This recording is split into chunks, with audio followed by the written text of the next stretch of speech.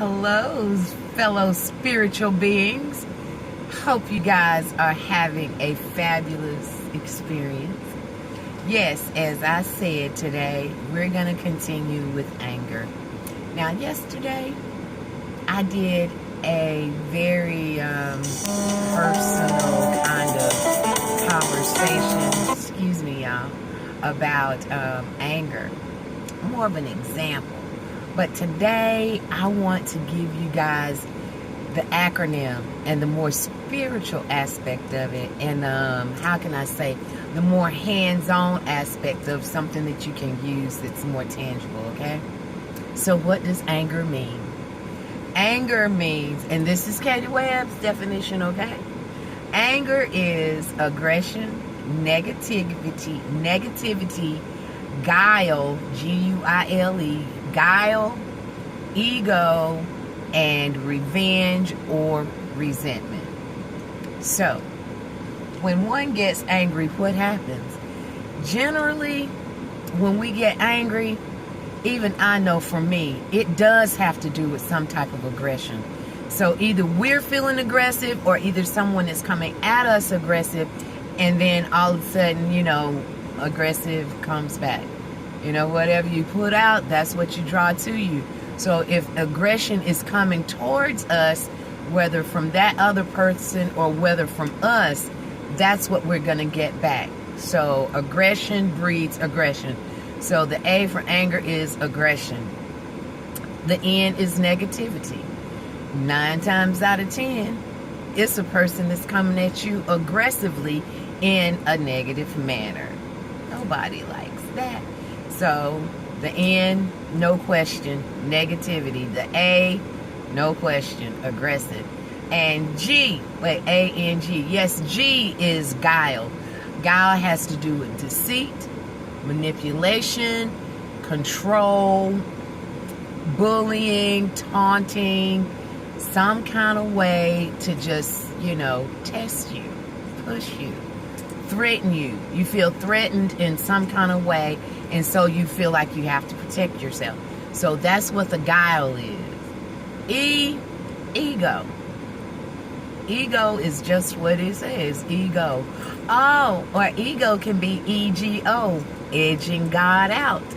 So 9 times out of 10, if you're in a good, tight, angry place, depending on the aspect, or depending on the angle you're coming from, you could be edging God out. But that's what ego always stands for. Ego is edging God out. And that's what the E in anger has to do with. Somebody's ego is threatened, somebody's ego is on the line, or somebody's ego is in question. Some kind of way ego is involved. Theirs, yours, some kind of way. And the R is for either revenge or resentment. We tend to respond to anger with revenge or resentment. Sometimes you're just going to have to go back at them.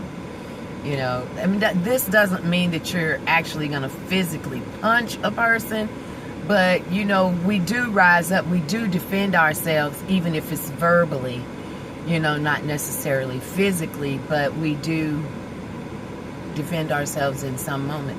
Sometimes it is from resentment, it could be from revenge, depends on the situation. That's why it's important that when we are angry, if you remember what I said yesterday, actually you don't remember what I said yesterday, because I was trying to decide whether or not I wanted to. Y'all, I'm looking up in the air at the birds. It's like 4 or 5 birds, and they just caught my attention. Y'all, I've been seeing hummingbirds a lot.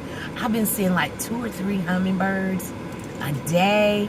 So I have to go and Google what does it mean to see a hummingbird and what are the spiritual aspects of the hummingbird. Y'all hear me talking, we're spiritual beings having human experiences. The reason I'm always saying that is because there's a spiritual aspect to everything. Maybe that's what I'll talk to you about tomorrow. What are the spiritual aspects of the animals and the birds that we see in creation? Everything has a spiritual meaning. The numbers from 1 to 11, 1 through 10, or maybe it's 1 through 9, I have to think. But each number has a meaning, a spiritual meaning to it too. I mean, everything goes back to spirit. Everything goes back to God. Like, one is unity. But we're not getting into numbers.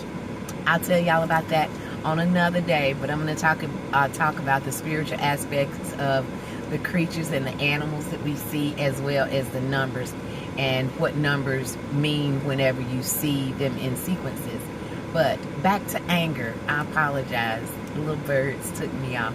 But anger, where does it stem from? What do we do with it? First things, what do you do with it? Be angry, but sin not. Of course, when you're in a place of anger, it's hard to do all of that processing.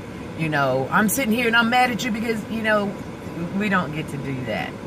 But when we're out of the situation and then we're calming back down, that's when we can ask those pertinent questions. Why was I mad? What was it? What's the deeper meaning behind the anger? Don't forget, be angry, but sin not. Don't let the sun go down on your wrath, and don't give room for the demon, okay? Don't give room for adversity. Don't give room. Well, I can quote that right out. Don't give room for the devil. One of these days, we're going to have a conversation about what the devil is, too, from my perspective. So don't give room. Don't give room for the continuation of a bad cycle that doesn't have to be. Don't give room for the devil means do not give room for for bitterness to develop, for resentment to develop, for hostility to take hold, because those kinds of things turn into hatred, and we can't do that as spiritual beings, okay? We cannot be spiritual beings having a human experience and going around with resentment, bitterness, and that in our hearts, okay? So we're still talking about anger. Don't let the sun go down on your wrath. In other words, what time is it? I can't see what time it is. It's almost 6:45, I don't know. So from now until about, say, 9 o'clock, black dark, the sun has gone down. Let your wrath go, okay? You can be angry, but how long are you going to stay angry? We don't get to stay angry forever and ever and ever and ever and ever. So don't let the sun go down on your wrath. Once the sun goes down, now you can reflect on it. You can ask the question, what's going on here? Why was I getting really mad? Did I take things out of context? Did I overjump? Is this righteous indignation? What do we want to, know about this situation that we can grow from, rather than, become bitter from? That's one thing. Don't let the sun go down on your wrath. Be angry and sin not. The other is the tricky part. How will you be reconciled? Is this something that you can just let go? Or is this a place where you got to ask God to help you to not let the E in anger get you, which is ego? If you can get that angry to let somebody have it, are you proud enough to let the truth of who God has made you reconcile it?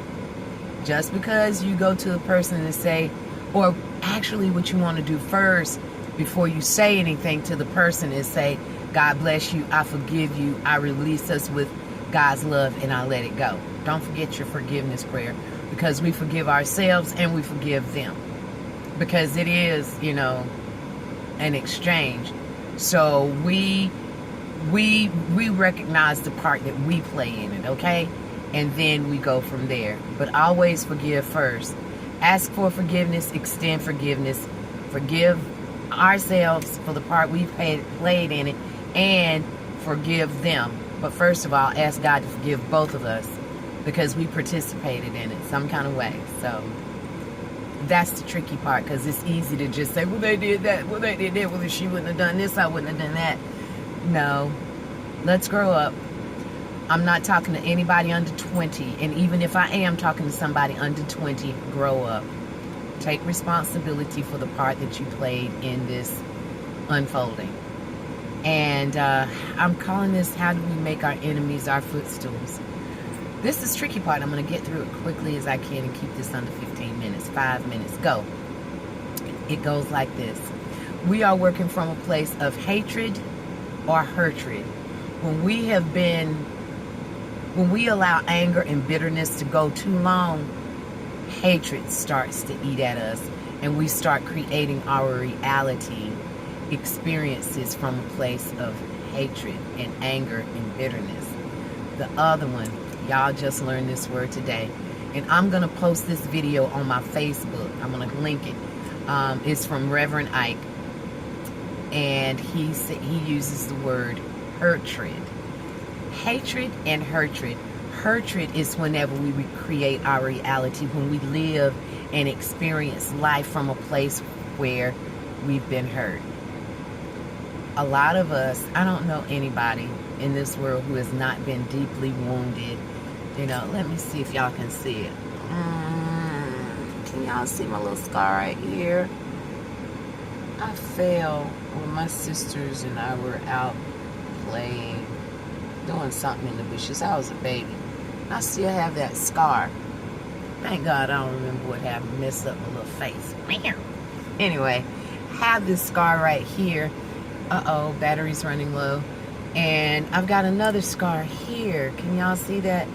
That scar was whenever I had one of those little cyst thingies removed. This scar, right, where is it? Right here. Punched the glass. Opened a... I was locked out the house, y'all, and I thought something was wrong with somebody in the house. And I just punched the glass open to try to unlock the door, but thought something was wrong. And this one, y'all see that? I got burned when I was a little girl. The point I'm making was showing y'all these different scars on my body. Y'all can't, can y'all see my heart? Oh, y'all can't see my heart. I'm not trying to flash y'all or anything. Behave, Pastor. But we have heart scars. And the thing about it is we can't see the scars in our heart. But that's where Hurtred comes from. Hurtred is living from, experiencing life from a place of our continued hurt. The hurts that we haven't really allowed to fully heal. I am not going to show y'all the foot scar where I jumped off the roof. Yes, I jumped off of the roof, y'all. I do a lot of things. I used to think I was super something. I don't know. You know how you think you're invincible or whatever the case may be. Excuse me for moving the camera around like that. I'm trying to make sure I have a little charge. But Hurtred and hatred are like twins. Diabolical twins. And whenever we work from this place, that's whenever you meet somebody or you're trying to date them and they say, ain't nobody gonna ever do that to me again. How many times have we did that? Oh, you don't have to worry about hurting me, sweetheart. I can't be hurt. You know, those things where, oh, if I ever get out of this, you don't have to worry about me. I'll never do that again. Those are statements relating to Hurtred. Regardless, it doesn't have to necessarily be a relationship on the male-female continuum. It could be job, it could be church, it could be anything. They come from a place of real anger, real rage, real hurt. And we put up this wall where, honey, you don't have to worry about that. Ain't nobody gonna never get to do that to me again. Those are the words from a place of Hurtred. How do the enemies become our footstool? Remember in 1 John chapter 1, where it says, in the beginning was the Word was God, the Word was with God. Read John, the Gospel of John chapter 1. And the Word became flesh. We get excited about that because we think, yes, hallelujah, that's Jesus. Jesus became flesh. Well, guess what, y'all? Our words became flesh. Our words become flesh. The same way Jesus became flesh, our words, our thoughts, our intentions, our motivation, our not so godly intent becomes word. it becomes, our words become flesh, our thoughts become flesh. So how do we make our enemies our footstool? When we go back and we forgive them and we forgive us, but especially when we forgive us and whenever we say, I forgive myself. I forgive myself for allowing myself to be mistreated. I forgive myself for not standing up for myself and being afraid. I forgive myself for letting myself get into this situation, and I forgive them. Because maybe if those people would not have treated me the way that they treated me, I would have never had the boldness or the courage to see my worth, to see who I am, to see how to be who God created me to be. Because how do I make my enemies my footstool? When I recognize it's my responsibility to know my worth. It's my responsibility to know that I am created in the image of the Most High God, and I am a pearl of great price. And I know what price was paid for me to carry His word, to be who I am, to embrace the uniqueness of who I am the way He created me to be. It's my responsibility to know what I deserve. It's my responsibility to know what I will accept and what I will not accept.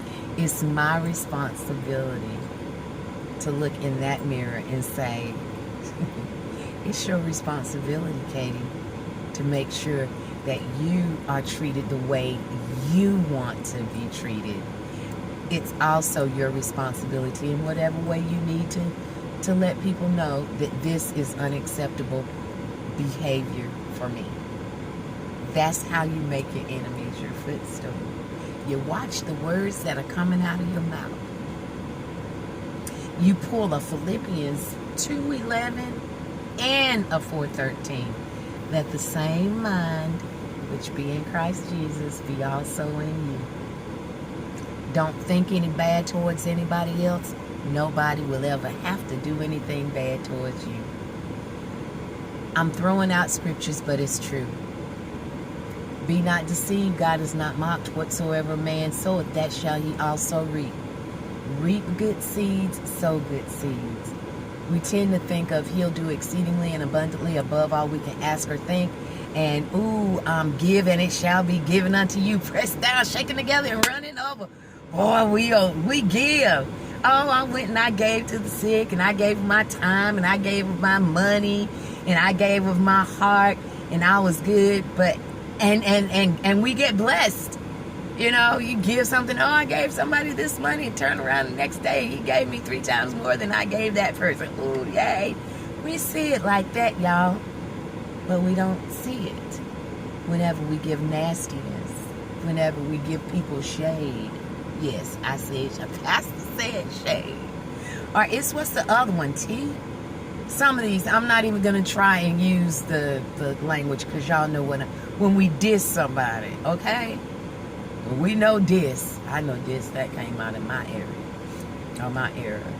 But we don't realize that we are sowing seeds. Be not deceived, God is not mocked. Whatsoever man soweth, that shall he also reap. And y'all, if we're going to be spiritual beings, having a human experience, living in continued uninterrupted bliss, we're remembering our baptism, and we creating every meal we eat to be one that is sacred, which means that we are constantly in communion with God when we eat, when we watch, even in our thoughts. Let the same mind which be in Christ Jesus also be also in you. Think on these things, whatsoever is lovely, whatsoever is pure, whatsoever is a good report. Think on these things. It's okay if we get angry, but let it go quick. I think the trickiest part is leaving your gift at the altar and being reconciled. But he does say, if you catch your brother or sister in the fault, those of you who are spiritual, you will restore such a one. Because such were some of you, and you don't want the same thing that tempted them and took them off pace to come and get you too. So, how do you make your enemy your footstool? Honey, release all Hurtred. That means all of those things in the past or even the current present that has caused us pain. It's like turning those things and saying, nothing can stop me for real because I've released it. Again, forgive everybody. And no justifiable resentment. Recognize if you have to get angry, it's okay, but you work through it and resolve it to its nth degree. And I'm going to say, remind you what anger is. Anger has to do with aggression, negativity, guile, ego, and resentment or revenge. Know where you're coming from. Not rationalize, but process your anger. And make sure you're not working from a place of Hurtred or hatred, but from a place of love and forgiveness.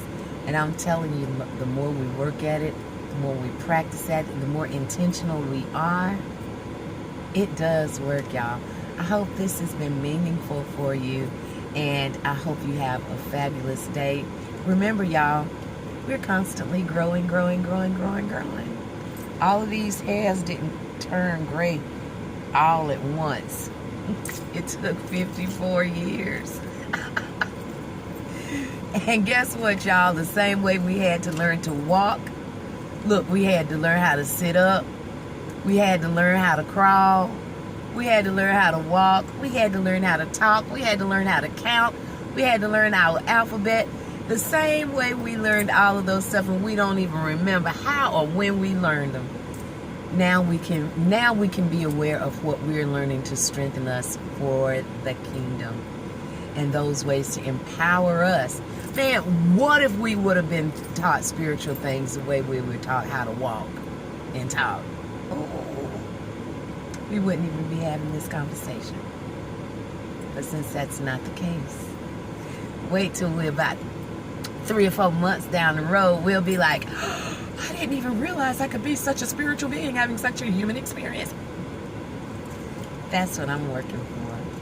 And I thank God for the progress I'm sure that you guys are making. And I definitely thank Him for the progress that I'm making.